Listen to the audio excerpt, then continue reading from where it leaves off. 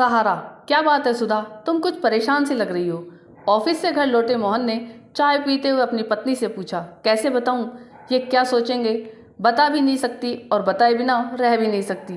ये क्या कहेंगे, अभी हमारी शादी को वक्त ही कितना हुआ है, और कहीं गुस्सा करते कह दिया क्या इसलिए शादी करके लाया हूँ। तो नहीं नहीं, दादी ने कहा था पहले पति की सुनना और करना, जब बहुत ज़रूरी हो तभी अपनी कहना।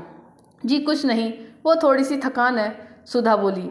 पक्का, पर मुझे तो कुछ और लग रहा है। जी नहीं तो बिल्कुल यही बात है, वो नई नई आई हूँ ना शहर में, तो एडजस्ट करने में थोड़ा सा वक्त लग रहा है। बस अभी महीना भर ही तो हुआ था मोहन और सुधा की शादी को। मोहन जहाँ एक अनाथ लड़का था, अच्छे सरकारी पद पर था, वहीं सुधा एक छोटे से गांव में पली बड़ी साधारण सी लड़की। ऑफिस के एक सहकर्मी ने ही बात करवाई थी, जो कि मोहन का दोस्त भी था।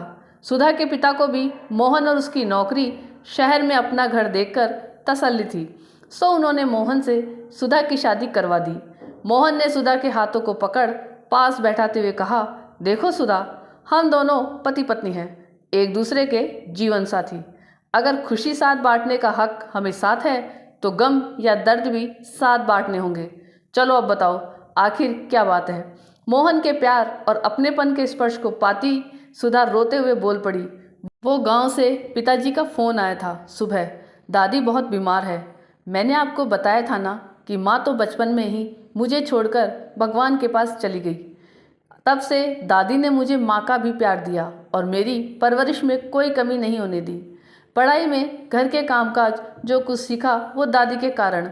वैसे तो गांव में छोटे चाचा चाची और उनके बच्चे भी हैं, मगर वो अपने में मस्त रहते हैं। जब मैं वहाँ थी तब भी कभी दादी की सुध नहीं लेते थे, तो अब बचपन से शादी होने तक दादी मेरा सहारा थी।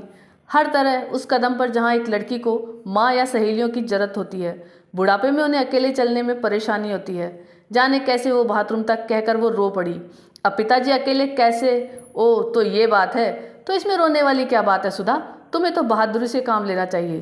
देखो मैं सुबह ऑफिस चला जाता हूँ, शाम तक लौटता हूँ, पीछे से तुम अकेली रह जाती हो। तो हम ऐसा करते हैं, दादी को और पिताजी को यहाँ ले आते हैं, यहाँ उनका सही से इलाज भी हो जाएगा और तुम्हें तुम्हारी सहेली भी मिल जाएगी। क्यों, सही है ना। पर यहाँ ऐसे आपको परेशानी, मेरा मतलब वो, देखो सुधा, तुम्हारे पिताजी मेरे भी तो पिताजी हैं और दादी भी मेरी दादी। अभी तुमने ही तो कहा बचपन से तुम्हारी दादी तुम्हारा सहारा थी। जब तुम्हें उनकी ज़रूरत थी, आज उन्हें तुम्हारी ज़रूरत है, तो तुम भी उनका सहारा बनो, उन्हें यहाँ लाकर उनकी सेवा करके। और सुधा, ये जीवन है एक दूसरे का सहारा बनने का। ऐसे ही सहारों से तो जीवन आसानी और खुशियों से व्यतीत होता है। सुधा भी की आंखें लिए मुस्कुराते मोहन के सीने से लग गई। मेरे दोस्तों, यही तो जीवन है, तो आप भी बनिए सहारा एक दूसरे का। आपको ये कहानी कैसी लगी ये कमेंट करके जरूर बताइएगा। चैनल पे नए हो तो सब्सक्राइब जरूर कीजिएगा और वीडियो को लाइक और शेयर कीजिएगा। धन्यवाद।